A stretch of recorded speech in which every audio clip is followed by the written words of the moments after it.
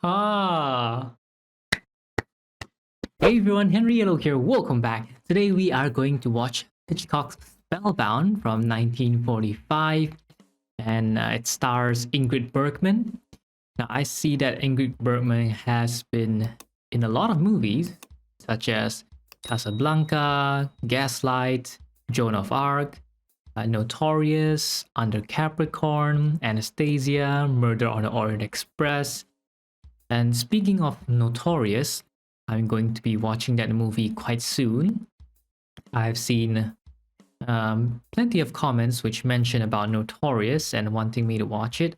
So that's something that you can look forward to. And very good news, which I found out today, is that the water supply finally came back. So for those who didn't know, for the past 5 days, we have had no water supply. It was a very tough 5 days, but finally the water supply is back. Had a nice shower. I'm fresh, feeling great. So it's a good start. So let's watch Spellbound. I wonder how many leaves they needed to keep blowing it. Oh, they had a psychiatric advisor, May E. Rom. The fault is not in our stars, but in ourselves. Shakespeare. Our story deals with psychoanalysis, the method by which modern science treats the emotional problems of the sane. The analyst seeks only to induce the patient to talk about his hidden problems, to open the locked doors of his mind. Once the complexes that have been disturbing the patient are uncovered and interpreted, the illness and confusion disappear, and the devils of unreason are driven from the human soul. Harry will take you, Miss Carmichael. Oh, thank you. Watch her carefully. Don't take your eyes off her. Can't we go sit somewhere in private and talk? Just you and I. Would you? Lying on a couch like some dreary nitwit telling all. Listening to me babble about my idiotic childhood. When you know why you're doing something that's bad for you, then you can begin curing yourself. The first step is awareness. I hate men. I loathe them. One of them so much as touches me, I want to sink my teeth into his hand and bite it off. She touched Harry just now, though. I suddenly pretended I was going to kiss him, sank my teeth into his mustache, bit it clear off. He's lucky it was just his mustache. That smug, frozen face of yours doesn't take me in. You just want me to tell you all this so you can feel superior to me. Oh, Dr. Fleurot, I want to talk to you alone. I'll see you later, Mary. Come, Miss Carmichael. What exactly is her deal? Does she love men or loathe men? I can't even tell. I have done a great deal of research on emotional problems and love difficulties. You approach all your problems with an ice pack on your head. I'm trying to convince you that your lack of human and emotional experience is bad for you as a doctor. It's rather like embracing a textbook. Embracing a textbook. I'm afraid I'm boring you. Like hissing ice. I'd like to throw a book at you, but I won't. Well, Dr. Murchison, it's been a pleasure working under you. Thank you very much. It's hard to imagine this place without you, Dr. Murchison. The old must make way for the new, particularly when the old is suspected of a touch of senility. You've been like a new man since your vacation. Having crumbled once, I might crumble again. No, you were overworked. Your mail, Dr. Peterson, and Mr. Garms. May I do that for you, Doctor? Thank you. No. I can do this myself very well. Dr. Edwards, Dr. Murchison. I'm leaving you my library, which contains your latest volume, The Labyrinth of the Guilt Complex.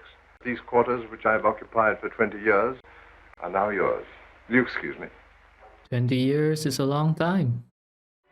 I think you know everyone here, Dr. Edwards. This is Dr. Peterson. How do you do? Dr. Edwards. Oh. What is that, love at first sight? Dr. Peterson is a frustrated gymnast. Dr. Fleurot considers anything beyond sitting and standing gymnastics. That's why we hope to have our new swimming pool. An irregular pool, something like this. I take it that the supply of linen at this institution is inexhaustible. Okay, he can't stand linen being ruined. Dr. Brulov, he could never stand a sauce bottle on the table or even a salt shaker. They took his appetite away. Everyone has their own quirks, even psychiatrists. It's from Dr. Edwards. Your patient, Mr. Garmas, is here.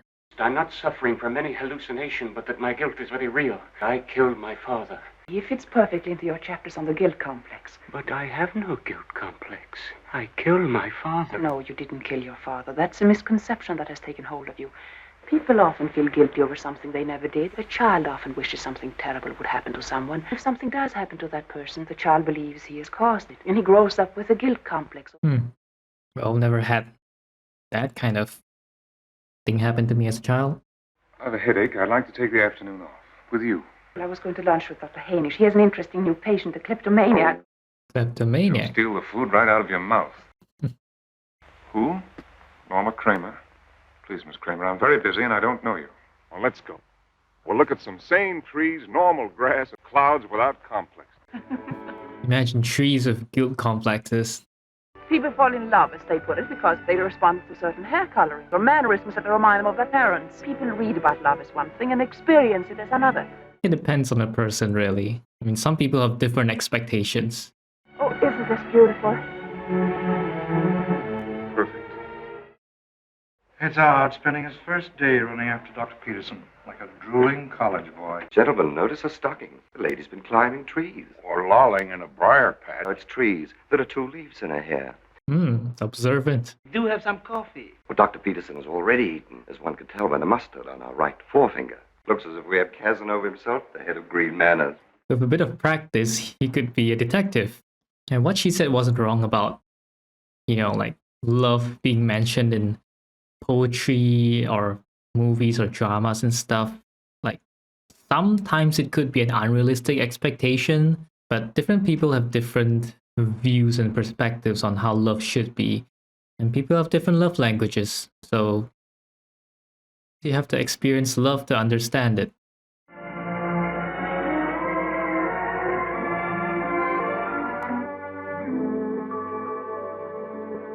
Labyrinth of the Guilt Complex.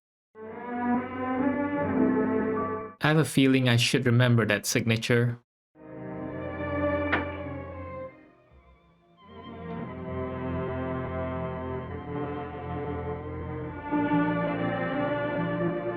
I was going to read your new book again. I would like to discuss it. I've never discussed an author's work with him. I sound rather nervous, don't I? Not at all. It's remarkable to discover that one isn't what one thought one was. How stupid of me to come in here like a distracted child. You're very lovely. The heart isn't easy to understand. Not something you can learn from books. It doesn't happen like that in a day. It happens in a moment sometimes, like lightning striking. The Cupid fired his bow of his arrow. Oh wow. Door after door after doors were opened. Maybe it represents the doors that are being, opened in her mind. The obstacles are coming down, the walls are coming down.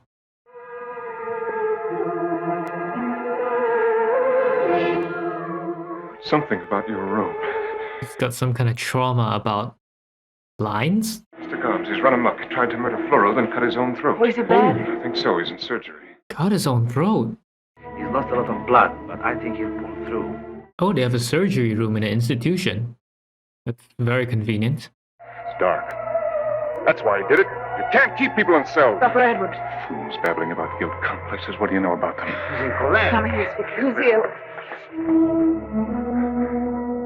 They should really stop taking off their masks. It's not sterile.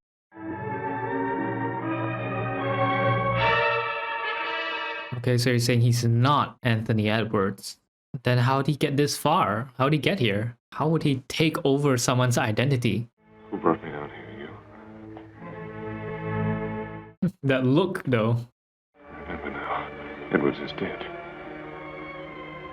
He is? I killed him. Took his place. Do you guys have the same face? How can a man lose his memory, his name, everything he's ever known, and still talk like this? Loss of memory is not a difficult problem. Yes, I know. Amnesia. He seems to have psychiatric knowledge, though. We have to open that door. I know what's behind that door. Murder. No, that's a delusion you have acquired out of illness. Who telephoned you yesterday? Telephone me. Norma Kramer. She said that she was my office assistant. You mean she was Dr. Edwards' assistant and hadn't heard from him? She didn't recognize my voice.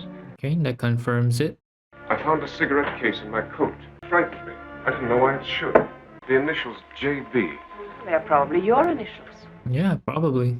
I'm sure there will be no police inquiry for a few days. I'll come in the morning and report you too ill for service. So many questions, though.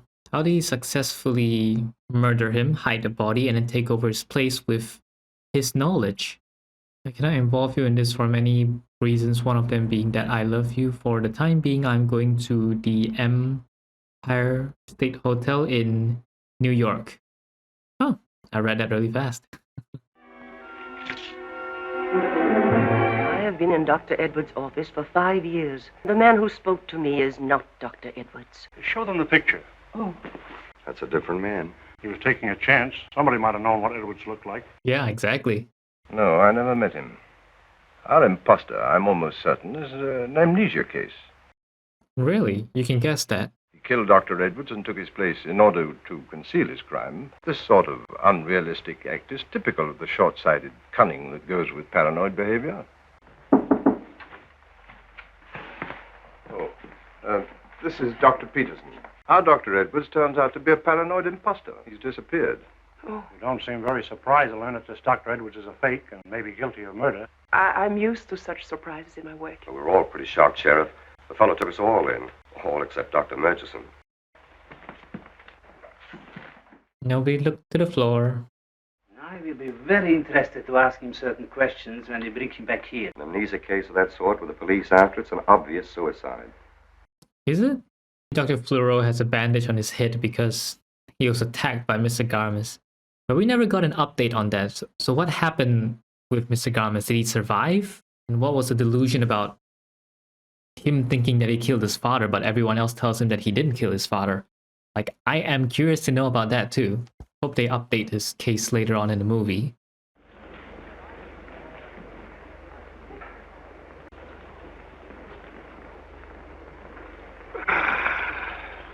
How about you and me having a nice little drink together now that we're acquainted? No, thank you. And I know better people than you in Pittsburgh. Then go away. Okay, that's too close. That's enough of that. Who do you think you are? I'm the house detective. Get going. Yeah, he was being pretty rude and pushy. Oh, now don't be afraid of me. I've got you spotted as a lady in trouble. And from out of town. Looking for some man, I suppose. And from the worried look, I'd say a pretty close one. A husband, for instance. I'm really amazed. I'm a kind of a psychologist. You know, you gotta be in my line. It's just that we quarreled. You got sorry and you came running after him. That's the usual psychology. I don't know what room he's in. She's misleading him, so his diagnosis is completely wrong. He's very tall and attractive. And I'll go check on him. Well, at least he's being rather helpful. Dang, this guy stuck to her like a tattoo. These are their registration cards. But you might recognize the handwriting. That's very clever of you. John Brown, huh? JB. I'm a married man myself, and I know how it feels to have a wife come chasing after you to apologize. I'm going to do what I want to do. Take care of you and cure you and remain with you till that happens. You can't help hide it, criminal. I couldn't eat or work or do anything but think of you. I'm here as your doctor only. It has nothing to do with love. So you say. Let your mind go back to your childhood. Was it happy? If I have to lay down like that, I'm gonna fall asleep. You were loved, you had friends. Yes, probably a wife. Can you remember her? Oh, I didn't say I had one. I can't remember anything, except that I love you. How would you diagnose a pain? In the right upper quadrant. Gallbladder, possibly a hot case of pneumonia. It's obvious you're a doctor. Yeah, he has the knowledge. No trace of Dr. Edwards has been found since he left the Cumberland Resort in the company of his supposed patient. He was his patient. I wouldn't have come back as Dr. Edwards if I hadn't known that he was dead. Whoever you are, it's a guilt complex that speaks for you. A guilt fantasy that goes way back to your childhood. Not everything has to go back to their childhood. What happened to your hand? Your hand was burned. The skin graft, third-degree burns. My hand hurts. Your hand is remembering. Open your mind and the pain will leave. Try to remember. You relived an accident you've been in, but the memory only touched the part of your mind that feels. You ordered the afternoon papers, didn't you? Yes. They just came. I brought them right up. Just a minute. Oh. My picture's in the paper. He recognized me. We got to go. Quick, we can't pack. Who started suspecting that she was aiding him? She just disappeared from the institution. Doesn't mean that she's aiding him, right? The guy must feel so hurt that he got lied to. When you come to the ticket window, try to relive that other time with Edwards. Ask for the same tickets. What? You went someplace with Edwards. Ask for tickets to that same place. What is it?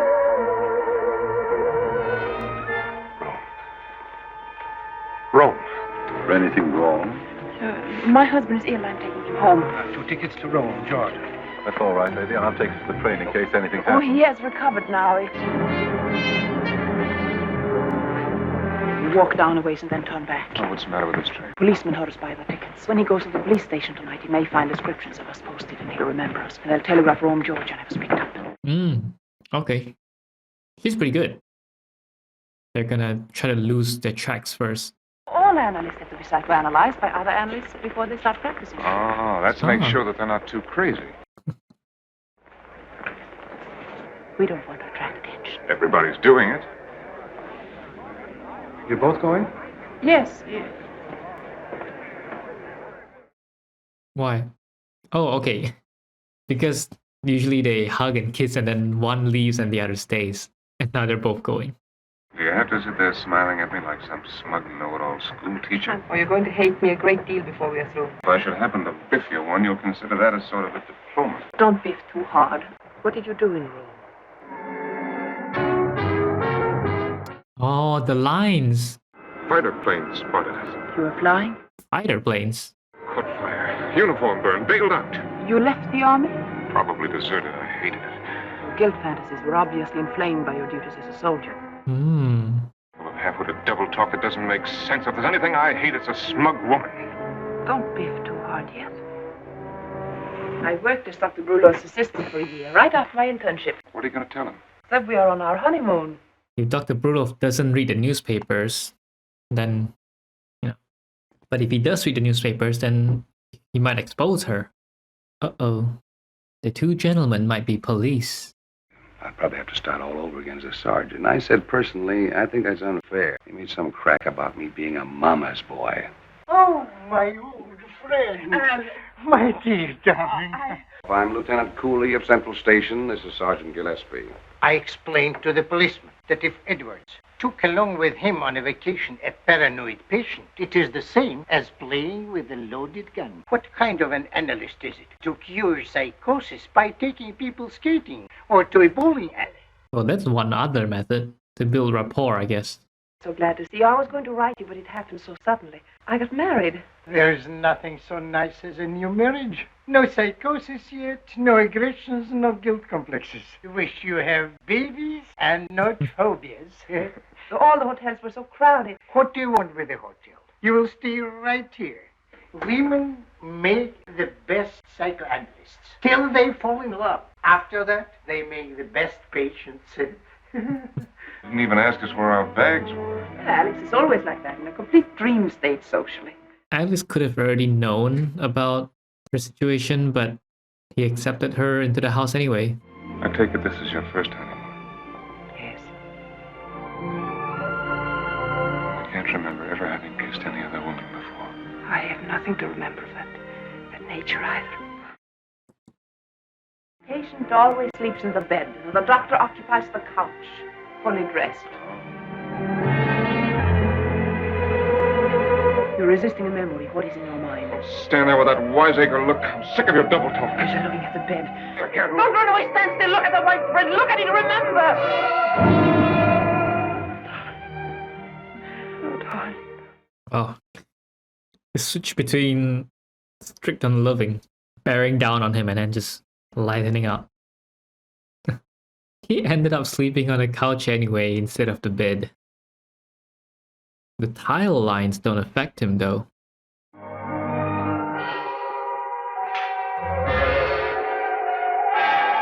Oh, the white of a bathroom.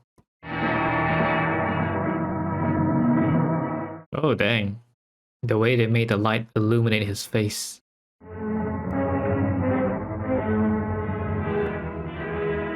Oh, What is he doing with that shaving knife? Is that you, Mr. Brown? I'm just having a glass of milk and some crackers. Join me, please. When I was a young man, if I could only get alone by myself instead of wasting my time with people, I would be happy. Now I'm saying just the opposite. He's just standing there in a daze. That's why we have wars. Because old people got nothing else they can get excited about. But he's saying old people cause wars. Couldn't have killed the doctor.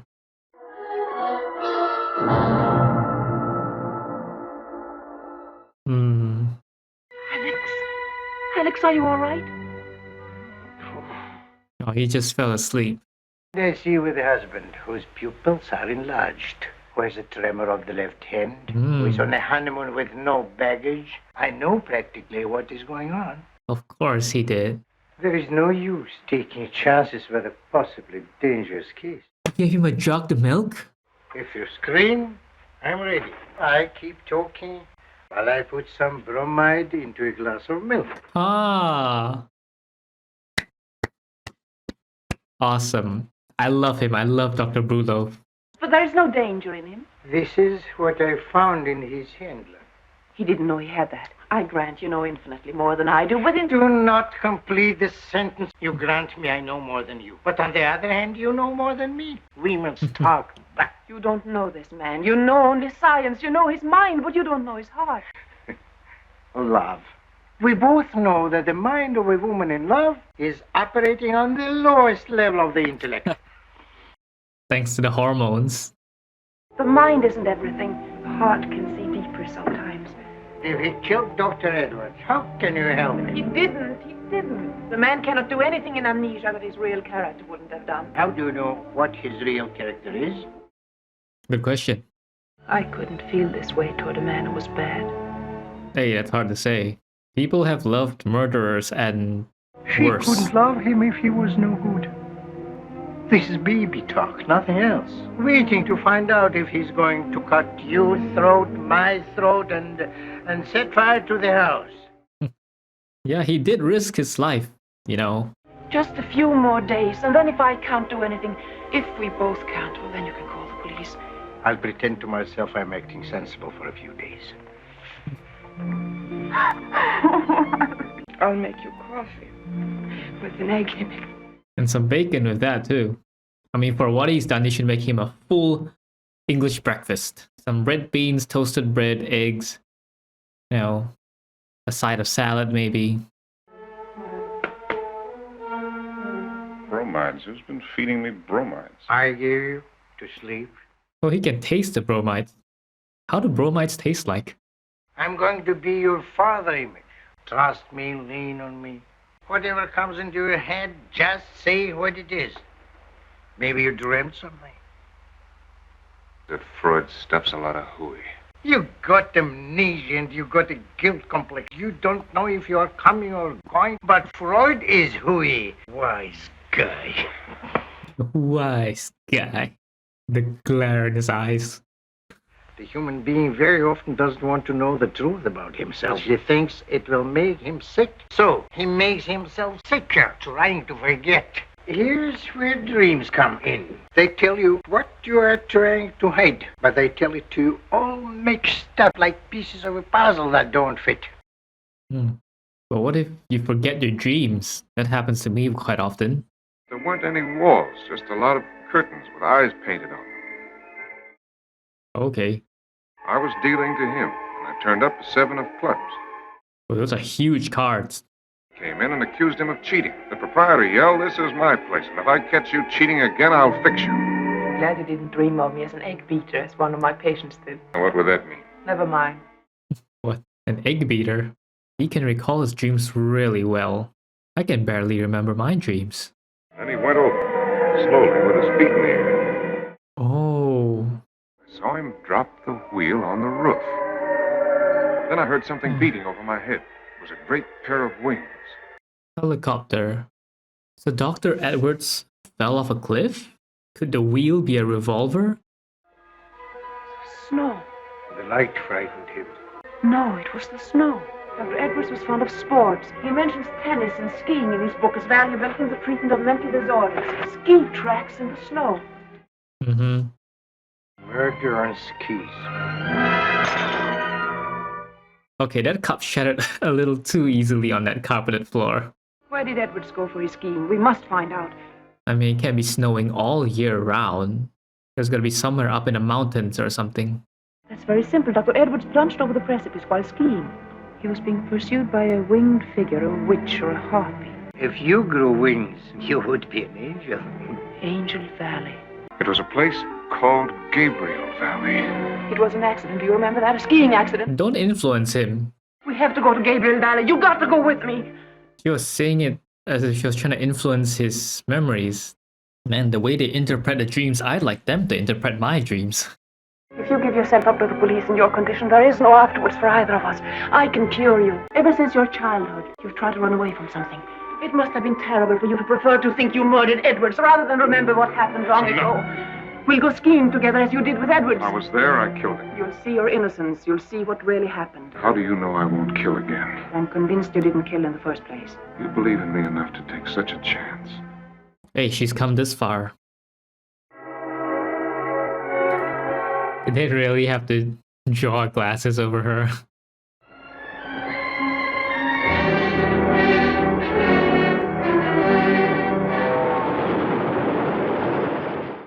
Looks like a deer in headlights. Just two of them? They're alone? No one else around. Put them on.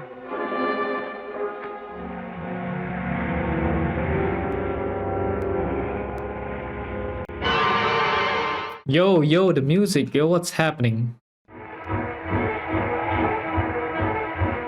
Hey, haven't I heard this music before in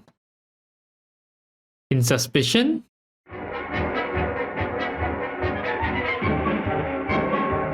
Remember now, I killed my brother. Oh, dang. I didn't kill my brother. It was an accident. It was an accident. Of course it was an accident.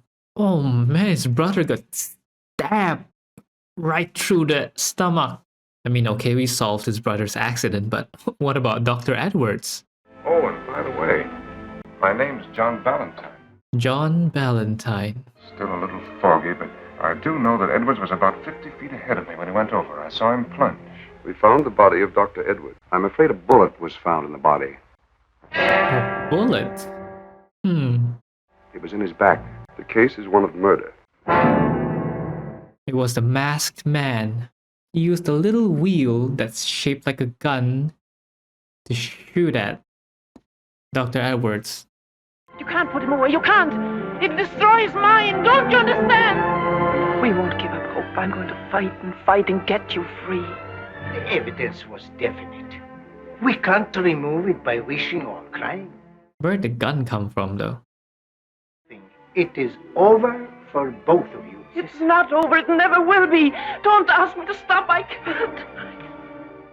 But John doesn't remember shooting Dr. Edwards? Who knows what would have happened to the place under Dr. Edwards? I knew Edwards only slightly. I never really liked him. I mean, Dr. Murchison does have motive for murder. I knew Edwards only slightly. Oh.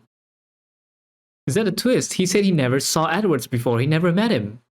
Knew Edwards. That's right. But there's no proof, even if it is Dr. Murchison. The same scene, but different music and different feeling. It is a dream, one of my patients reported. The patient is John Ballantyne. I fancied that. Went around cutting the drapes in half. Another was a scantily dressed girl who was kissing everybody. One could almost imagine them inmates of Green Manors. There were eyes painted on the curtains around the walls. Guards of Green Manors. The proprietor of the place came in and began accusing Dr. Edwards of cheating. I would say that this angry proprietor who threatened Dr. Edwards was myself. Why would you say that?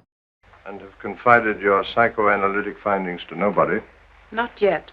He also saw the angry proprietor hiding behind the chimney, laughing, holding a small wheel in his hand. He dropped the wheel. It was a revolver. The weapon is still there at the foot of a tree. The weapon is now in my hand. Bro, why'd you reveal yourself? You were having a breakdown. You accused him of stealing your job.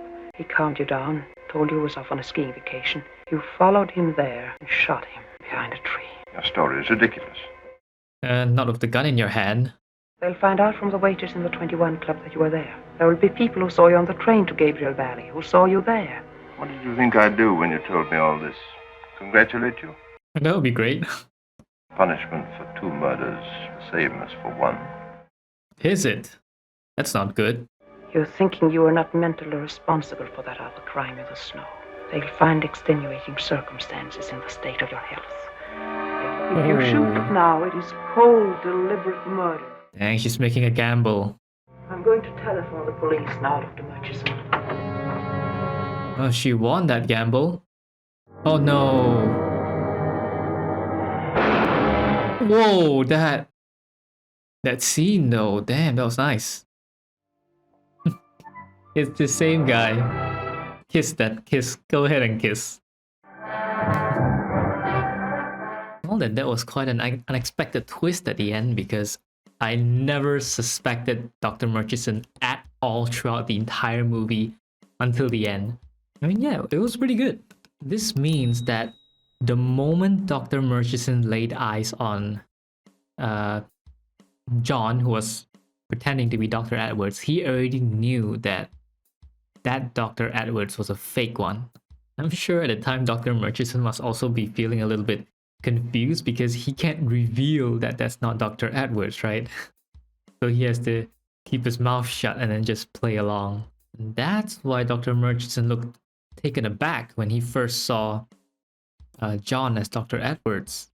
About Mr. Garmus, who... Is it Garmus or Carmus? Garmus. About Mr. Garmus who attacked Dr. Florot and, slashed his own throat and was on the operating table.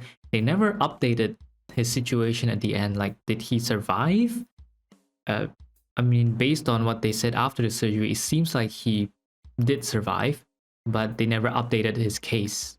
Because apparently Mr. Garmus was also suffering from a childhood guilt complex, which seems pretty similar to what John Ballantyne was facing. But I do wonder if Mr. Garmus really killed his father, or he just had the hallucination and thought that he killed his father. Perhaps it was very similar to John Ballantyne's case, that his father died, and Garmus thought that he killed his father, but his father died due to an accident or some other causes. So in that sense, Mr. Garmus and John Ballantyne was similar. And if we were to talk about who's my favorite character in this movie, well, obviously it's Dr. Brulov, a very smart, observant, and very calm man. He took in John and Constance. He knew the risk he was taking, and he still overcame the situation. He took control of the situation very well, and I love that. He stayed awake all night in case John decided to hurt Constance. And then when John came down holding a shaving knife, he immediately improvised his plans, got him a glass of milk with bromide to put him to sleep. So I love that, like very calm thinking. He had control of the whole situation. Definitely my favorite character in this movie. The scene with him holding a shaving knife, I felt that it was a bit weird because in the end it had nothing to do with a knife or even a knife that Constance was using to cut the meat. But now that I think about it, it could be the shine, because the revolver shining, the sun shining off the revolver, that gleam. So it's similar to that gleam of the knife, and it's similar to the gleam of the shaving knife. So maybe when he sees the knife and the shaving knife, he's reminded of the revolver in the snow. And that's what triggered him to act like that. I was also able to guess that the little wheel in the dream was a revolver because firstly, the wheel is shaped kind of like a gun, and the only gun which has something like a wheel revolving is a revolver. So that's why I was able to guess that it was a revolver.